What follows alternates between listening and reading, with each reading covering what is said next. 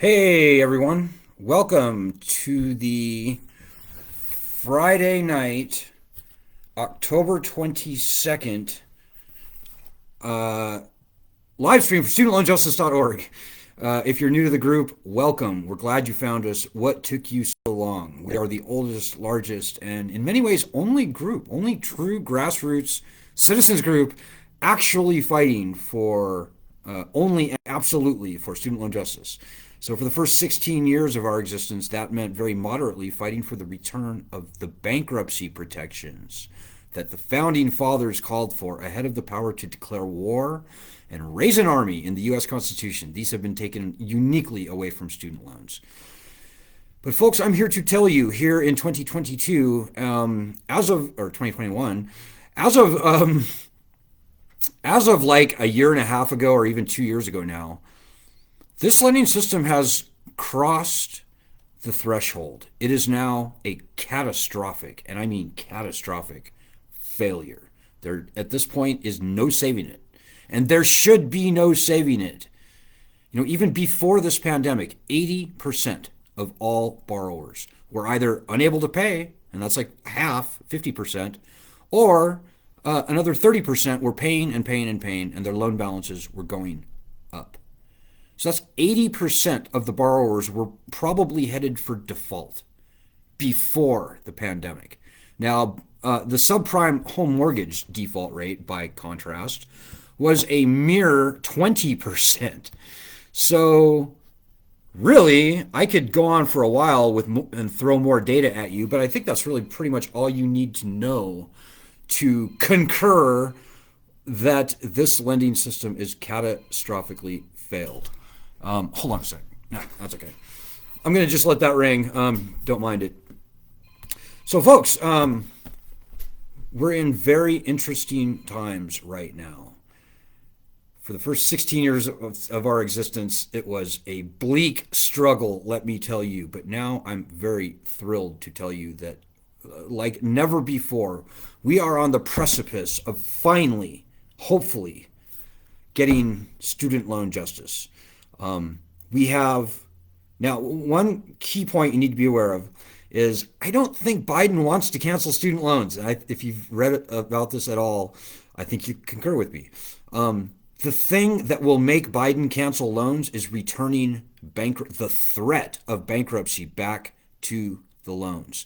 Bankruptcy is still massively and incredibly important, although we are now calling for the total cancellation of all federal student loans. That's something the president can do by executive order. And by the way, we started a petition. We have over 1 million signatures on that petition. You may have found us through that petition. And if you did, welcome. Glad you're here. By the way, if you have any questions or comments, throw them out. I'm very happy to respond to them if I can see them. So, we have a great bankruptcy bill in the Senate right now, S-2598. Believe it or not, there are more Republicans on this bill than Democrats. Now, whether you're a Republican or a Democrat, it doesn't matter. You're very welcome here. We are a fiercely nonpartisan group. We basically hate both parties. But historically, the Republicans have been the more difficult party for us. They have resisted the push for the return of bankruptcy protections, etc. So I'm thrilled to tell you that we now have more Republicans on this bill than Democrats right now as we speak. So Dick Durbin is the prime sponsor. John Cornyn, senator in Texas, is the prime co-sponsor. Senator Josh Hawley from Missouri is also a sponsor. And those two states, Texas and Missouri, by the way, the people of those states owe more than the entire budget of those states in student loan debt, mostly federal student loan debt. So conservatives should be on our side, and we're seeing them come around. So we've got a great bill. We've also got this petition, change.org/cancel student loans, with over 1 million people on it.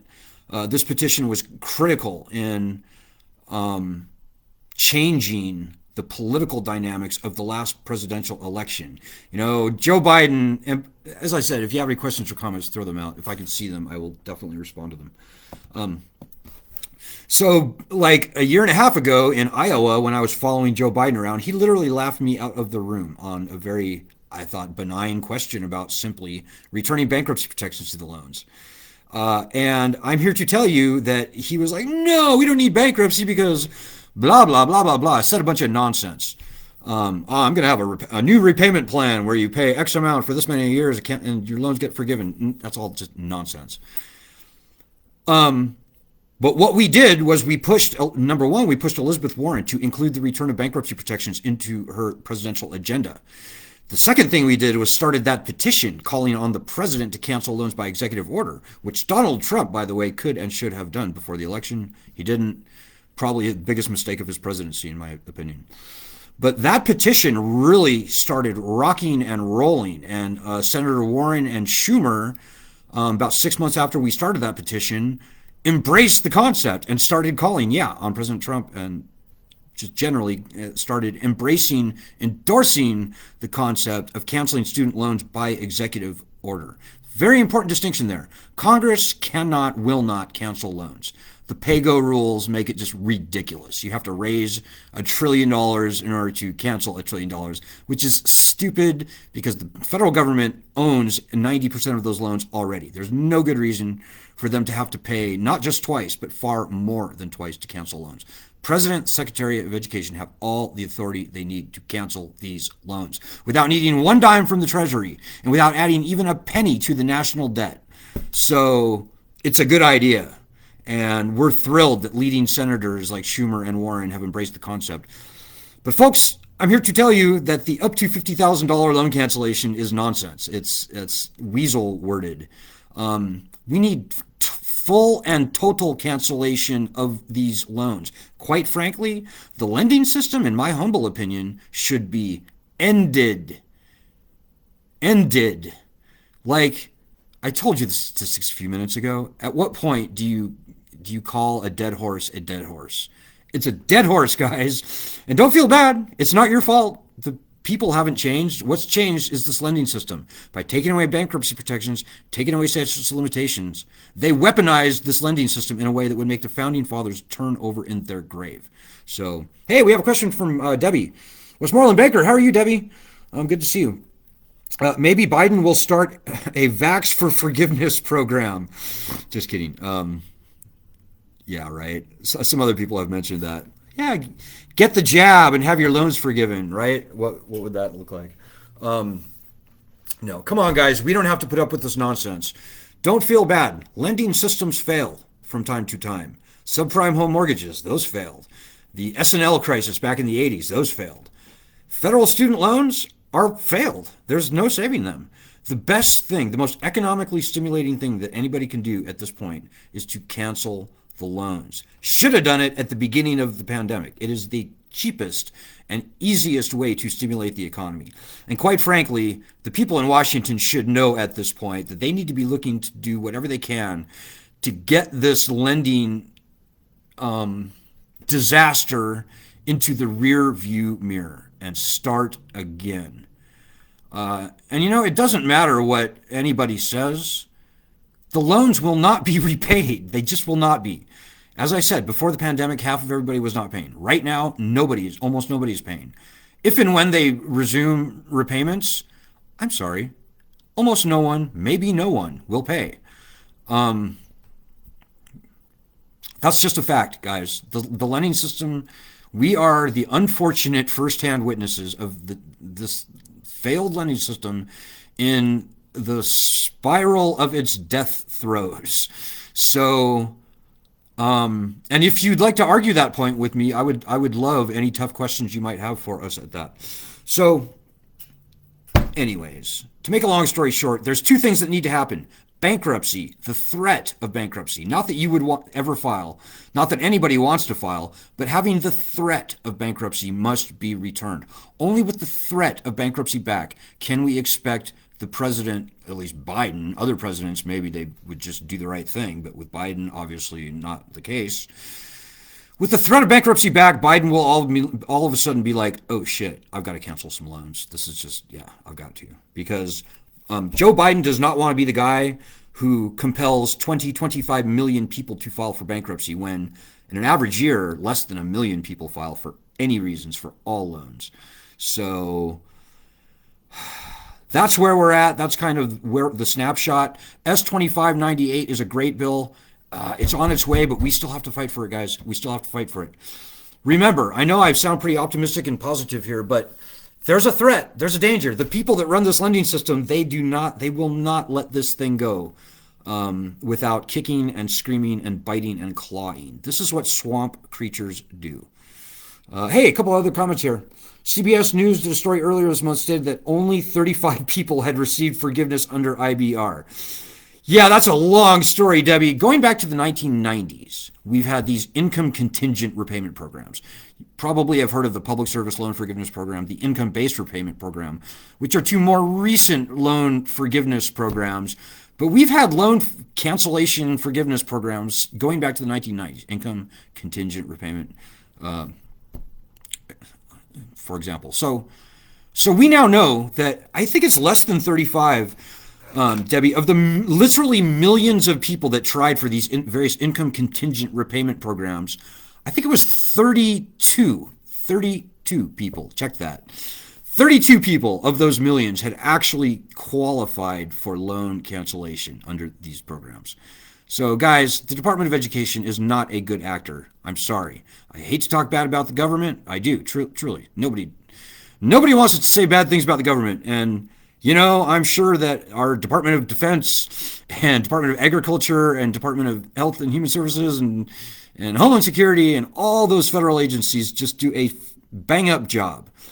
Not true for the Department of Education, not true for the Department of Education's Office of Federal Student Aid. This agency has become captured. They are bad people. They have no desire or intentions of canceling any loans. This most recent news we saw about the public service loan forgiveness being revamped is the exception to the rule, and I hope it's a trend to come. So they're going to be hopefully counting the payments that they had not counted. Like 99% of the people in public service didn't get it.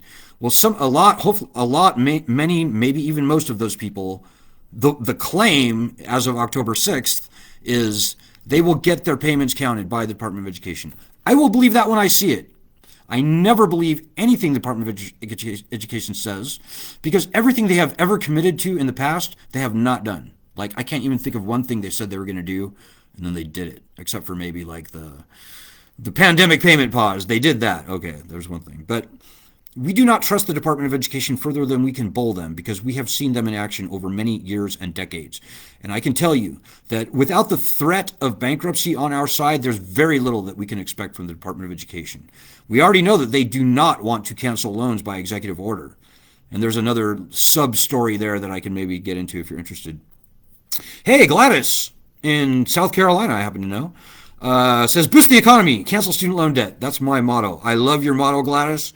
So you know, the best analysis out there is that canceling all student loan debt would increase GDP by about $108 billion per year. But I'm telling you guys, that analysis it's not crap. But that analysis did not count the increased borrowing capacity that canceling student loans would free up. So all of a sudden, that $1.8 trillion is gone. Not only would people be able to spend money that they otherwise would have paid, they also can borrow money to buy things like a house, to start a family, like starting a business. And the analysis that I just spoke of, the $108 billion increased GDP, they did not even consider that factor. So it's way more than $108 billion added to GDP. It's probably something like double that, maybe far more, with the recirculating of the money in the economy, et cetera, et cetera. Hey, Lisa's here. Lisa, me too. Yeah, I think Lisa's talking about the Public Service Loan Forgiveness Program. Debbie and Lisa are both victims of that just heinously bad program. I hope for all of you in the Public Service Loan Forgiveness Program that the department does what it said it was going to do on October 6th and actually does count those payments. But again, we'll see. Lisa says, I received one letter stating that 102 of your payments will be retroactively counted. That's great. That would get you hopefully close or maybe over the finish line for public service loan forgiveness. I would love to see that. But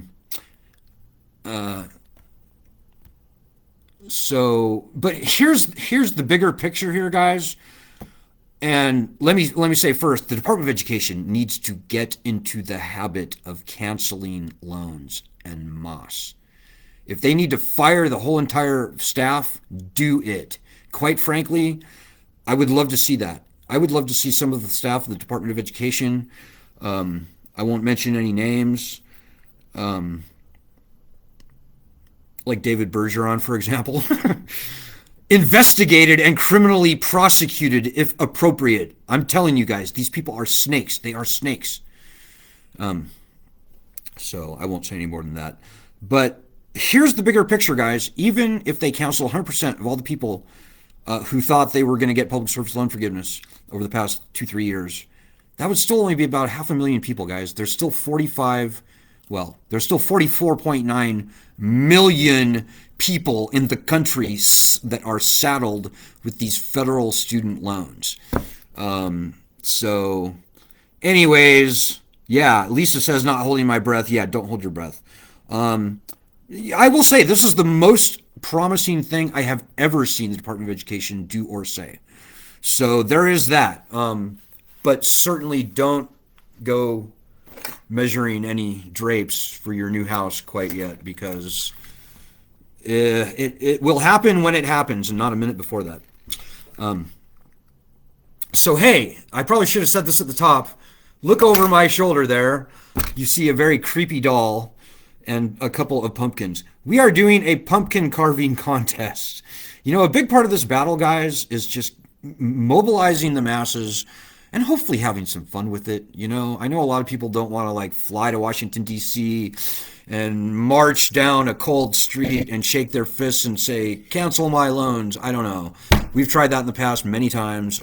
Maybe we will in the future. Maybe things are changing. But there's a lot that we can do as people to fight. You know, our biggest challenge is getting people to throw off the chains of shame and embarrassment and all that bullshit nonsense.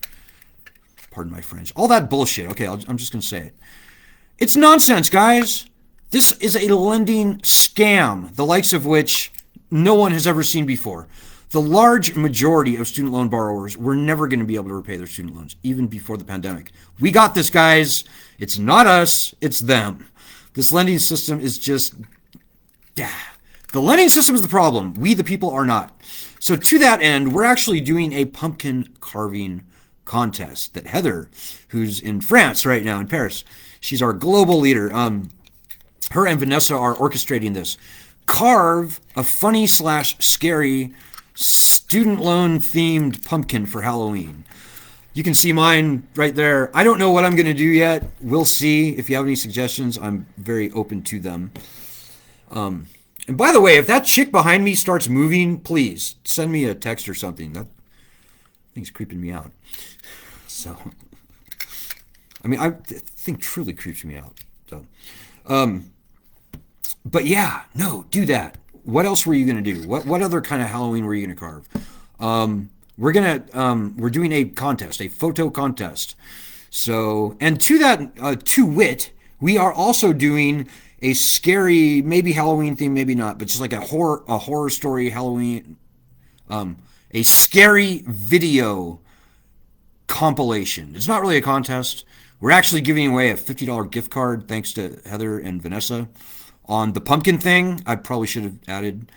Not that anybody of us here are doing any of this stuff for the money, but you can win $50. It's going to be on Instagram. The most votes wins a $50 gift card. So, but have some fun with it. Make a pumpkin. I have no idea what I'm going to do yet. If you have any ideas, let me know. God, I want to turn that doll around. That thing is just... Anyways.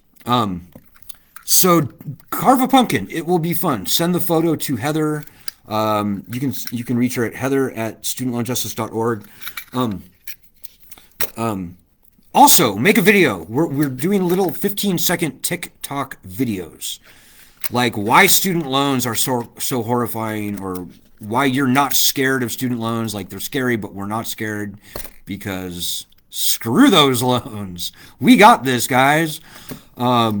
I'll post the flyers to this soon below this. So So I'm gonna wrap it up maybe there at that, but I will just say, remember, guys, we're at the most critical juncture we have ever been in. Right now, we need everybody fighting for S 2598. If you have a Republican senator, you need to really make it maybe even a part-time job to get that senator Republican to co-sponsor that bill, or at least voice public support for it. The other critical thing that, quite frankly, would maybe even get around the whole bankruptcy thing, because I know nobody wants to file bankruptcy. A lot of people don't even want to threaten to file bankruptcy, so I get that. The one thing I can think of that would make these loans disappear, like, whoosh, would be if a few Republican governors stood up and said, "Mr. President, cancel these loans." Sounds pretty far-fetched, right? No. It's not far-fetched at all. Those states I mentioned earlier, Texas, Missouri, South Carolina, Henry McMaster, governor, Florida, Ron DeSantis, the people of those states owe more than the entire state budget in student loan debt. This is becoming a state sovereignty issue. Now, Congress has let us down over the years, Republicans in Congress especially. Republican governors should be different. They should not want to see their states wrecked by student loan debt. If we could get even 2 or 3 governors, maybe even one, but if we could get, to be safe, 2 or 3 Republican governors to stand up and say, "Mr. President, cancel these loans. I will not have my state conquered and enslaved by this unconstitutional debt." That would be the constitutional, the conservative, the right, and the moral thing for that governor to do. So we are trying to reach out to a bunch of governors in states like South Carolina. I said Henry McMaster's key. On and on and on. Greg Abbott, Texas. Ron DeSantis, Florida. Kristi Neem, South Dakota. Chris Sununu, New Hampshire. Bill Lee, governor of Tennessee. Indiana, whoever that governor is, escapes my mind at the moment. There are a lot of Republican governors whose states are being crushed, like more than their state budget, by these student loans. If you live in any of those states, or if you happen to have any ins with any, maybe even any Republican governors, but the Republican governors of the states I just mentioned in particular, also Maryland, Alabama, good one. That would be, you would literally be saving not the planet, but you'd be saving the nation if you happen to be that one person that made that good phone call, sent that really strong email, got that first Republican governor to stand up and fight for his or her people over the federal government, and they're catastrophically failed, nationally threatening, unconstitutional, college enriching, red state wrecking loan scam. I know that's a lot of adjectives, but I could have added maybe even 3 or 4 more. So guys, we got this, but this could have a good ending, which is what I've said over the past few minutes. This could have a bad ending. This could have a years or decades long, very painful, probably civilly unrestful unwinding, right? Like, the swamp is strong. They just are. They're not kind, pleasant. They're not correct. They don't even go by logic anymore. They're not good. Nothing good can I say about the swamp, but they are strong. And they cling to power like a drowning man to a life preserver. Like, that's an insult to drowning men, actually. But the swamp is strong, is all I'm saying. We are way stronger, but only when everybody out there, including you sitting there watching this, actually gets off your ass, owns this problem, and does a little bit of effort to get this thing done. We're so close. That's my point. We're so close. For the first 16 and a half years, I couldn't say that. I'm saying that now, guys. We're close. But we've got to give it one big, good, final push. I would love to get these loans gone by February 1st. That would be just absolutely fantastic. Could happen when even probably 35% of people on our group actually start putting some time and effort into this struggle, we'll be there. You know, we've got over 1 million people on our petition, probably 50,000 people besides that on our various platforms. We can do it. So rewind this live stream if you want any tips and tricks for the most effective things that you can do. But you know, there's other stuff. You can always go to our website and do like a couple weeks or even a month worth of our daily actions. We do daily actions, guys. They're super easy. It's usually like tweet this or retweet that. It's just stupid. But it's not stupid when everybody does it. You know, if even a quarter of the people on our group did these daily actions, we would overwhelm every Twitter account, every congressional switchboard. We would overwhelm every politician in this country, federal and state, if we did these all daily actions. If we all did these daily actions. So Ed wants some more adjectives. Okay, how about immoral? How about veteran wrecking, chiropractor wrecking, African American wrecking, women wrecking? I could go on. But yeah, there's 1 million different ways that we can describe this lending system, and none of them are good. You pick the demographic, and I can probably find a way to show you that they are being hurt in particular by student loan debt. It's just disgusting. Unless you're literally probably the top half of the top 1%, like even some of the 1% may be hurt by these loans, believe it or not, because they have to pay checks for their kids to go to college. And this lending system has jacked the inflation in the price of college through the roof. So even moderately wealthy people who don't qualify to get student loans, they write a check for their kids. They should be on our side. They're being hurt. And if you talk to them, they'll say they're being hurt worse than everybody else because they have to write those checks. So, scum sucking, good one, Ed says. And by the way, guys, check out these live streams every day. They're kind of fun. Ed does them on Tuesdays and Thursdays. I do them Monday through Friday. I try to make them fun. Ed does a way better job than me, though, because he's just kind of a funner guy to be with. But with that, guys, I think I'll leave it there. It's Friday night. I have to get to my pumpkin carving. And I've got to do something with that ghost doll. It's weirding me out. I want to thank Anna Mortensen again for these very cool buttons. Don't feed the beast, this one says. We've also got Slexit, student loan exit.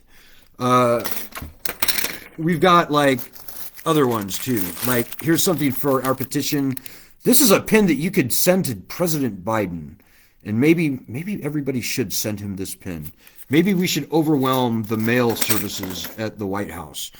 Maybe the very last thing I'll say is, if you could donate something at this time, it'd be very helpful. We need to raise, I think, $400 by the end of the month, which may not sound like a lot, and it's not. But for us, it's kind of a big deal. We hate asking for money, but we have to do it from time to time. If you can donate, please do it. Your personal gift is extremely welcomed, well taken. I'm thinking about doing a thing where maybe if somebody donates like $25 or something dollars, then we will send them some buttons and pins. By the way, I'm already mailing one out to you, Gladys. So thanks for that. Please donate. Okay, that's it, guys. Go to our website, do our daily actions. I hope you can see by the twinkle in my eye how excited I am, where maybe in months or years past I was not. We got this, guys. What are you waiting for? We need your help. You need everyone to help. So if you want everyone to help, then help. See how that works? It's not rocket science, as they say. So, all right, guys. Well, have a great weekend. Have a great Friday. I'll be back on Monday or even earlier as the circumstances dictate. Things are happening fast, guys. News is breaking on a weekly, maybe even daily basis lately. So check back often and early and do our daily actions. And please donate. Okay. Good luck, everybody. Have a great weekend. God bless. And Godspeed, everyone.